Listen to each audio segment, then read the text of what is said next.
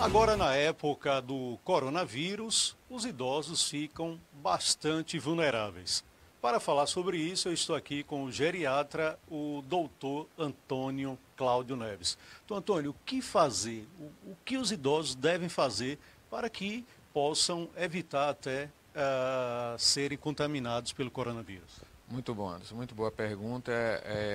Evitar o contágio, realmente já existe uma campanha grande. Nós temos que trabalhar de forma didática para que as pessoas entendam como se proteger não somente do vírus, como das complicações dos vírus. Da questão da virose como um todo e agora nessa questão do nosso coronavírus atual. Bom, você tem que evitar o contágio, o isolamento que se tem feito, né, social, que a gente tem que falar um pouco sobre isso, se você permite depois. Pode alterar o humor das pessoas pela questão de se sentir isolado, menos socialmente ativos, e essa falta de ocupação, de se sentir útil, esse tédio pode levar a alterações de humor e a gente tem que falar também sobre isso depois.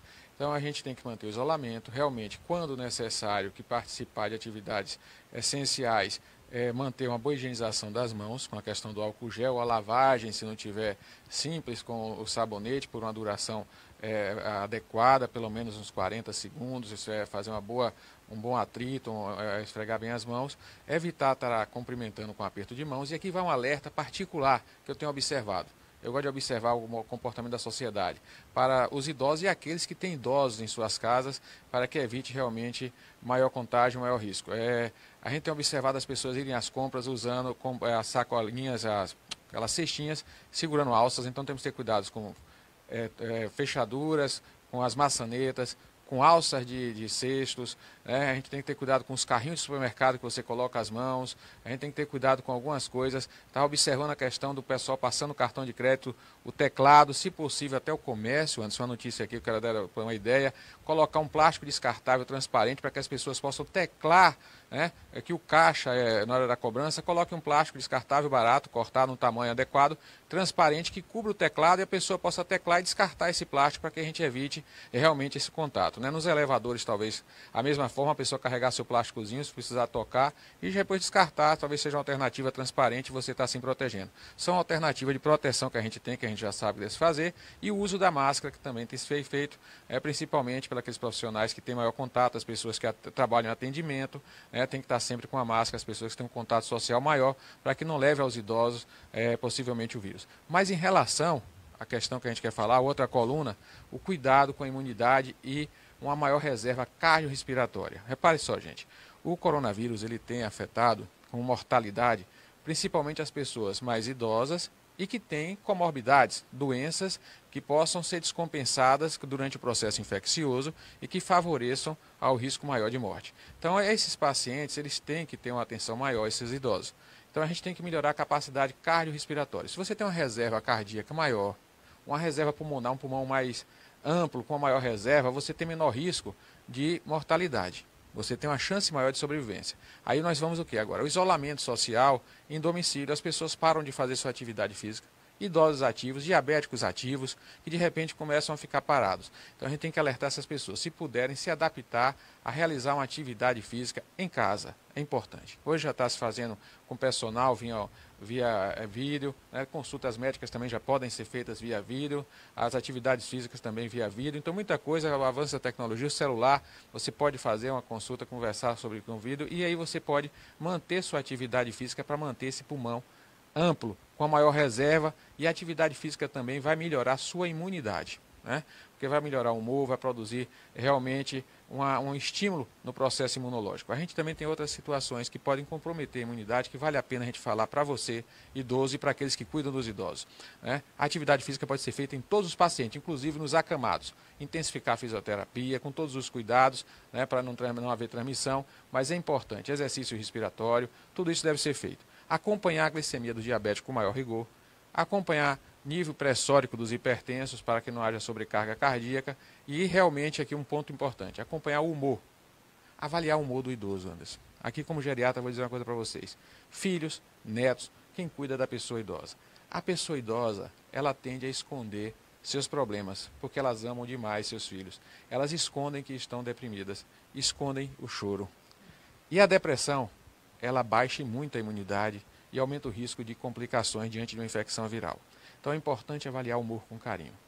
Se você percebe que há uma alteração de humor com maior irritabilidade, que muitas vezes é mais comum no homem idoso, ou melancolia, né?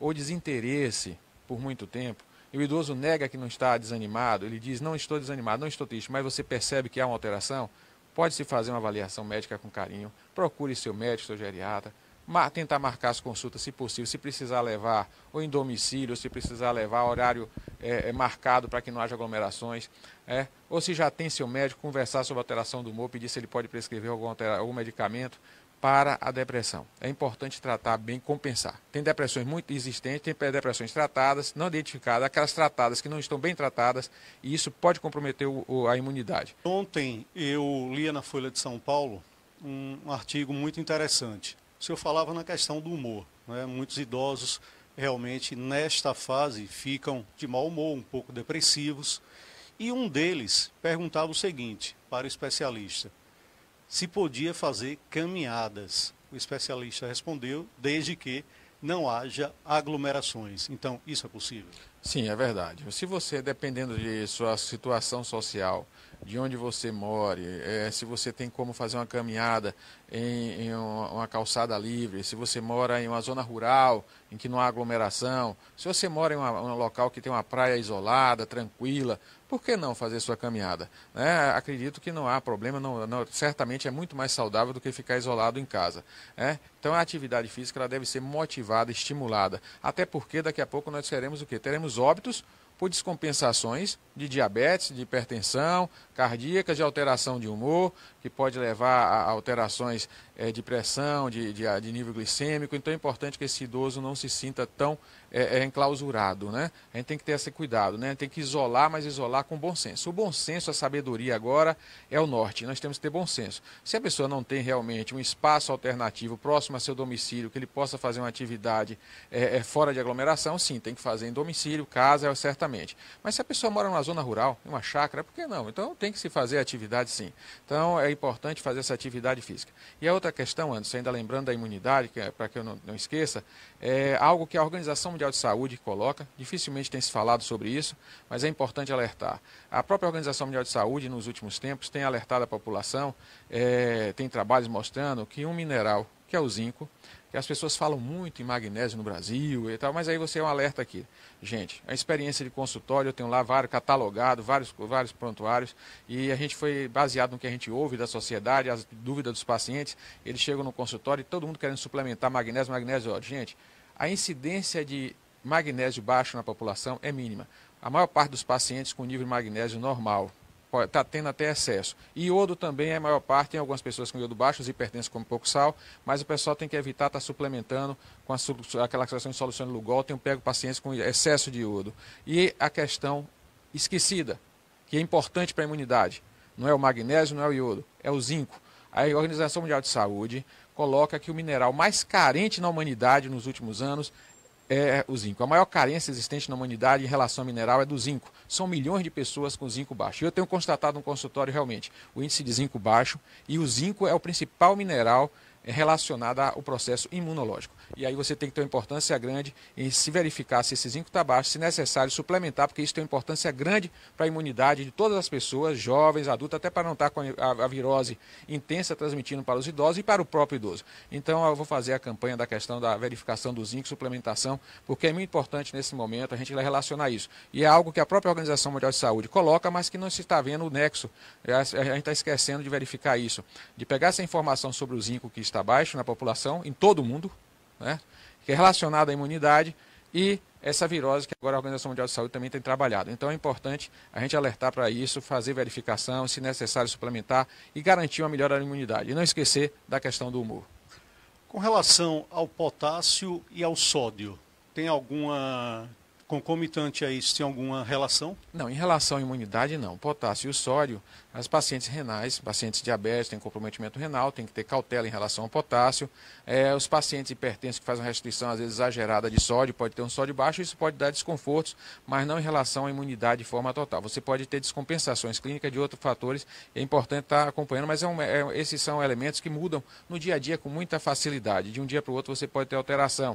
E aí com o próprio médico você pode conversar, mas não é o foco hoje o potássio e o sódio. Eu estou alertando para a questão do zinco, né? A importância do sol, que é importante importante também. As pessoas isoladas, verificar, talvez melhorar. Aqueles que não têm condição de tomar o sol, que não moram num local que possa de forma isolada tomar sol, talvez seja necessário, inclusive quando a chegada do inverno, nós vamos estar talvez no auge desse processo epidêmico, da questão da suplementação de vitamina D, então o zinco, vitamina D e o humor. E aí lembrar as pessoas que também, já que estão paradas, isoladas, não esquecer de cultivar algo que é muito importante para a manutenção do humor, compensação de tudo e favorece a imunidade. Já está provado. As pessoas que têm religião vivem mais. Então, a fé. Cultivar a fé é importantíssima, já que se diminuiu a possibilidade de cultos, de missas, e as pessoas vão estar em casa, então em família, ou não só, certamente com Deus, também não esquecer de cultivar a fé, porque a fé, ela previne e ela cura.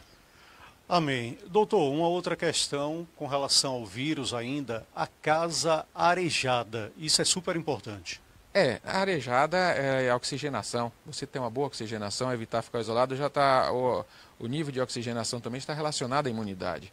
Então, se você tem um local bem arejado, com uma boa oxigenação, isso favorece a melhora do sistema imunológico. Então, a restrição de oxigenação pode comprometer. Então, você tem que ter realmente uma casa arejada, bem iluminada, né? E o isolamento, gente, não é isolamento da natureza, é isolamento de pessoas que possam levar o vírus ao idoso, né? Ou aquelas pessoas que possam ter complicações. Tem pessoas não idosas com 40, 50 anos que já têm diabetes, já têm algumas situações clínicas que também correm risco, né? A gente tem que alertar isso. Todas as pessoas que podem ter uma descompensação clínica diante de um processo infeccioso, elas devem ser alertadas. E um alerta final, Ana, se você me permite.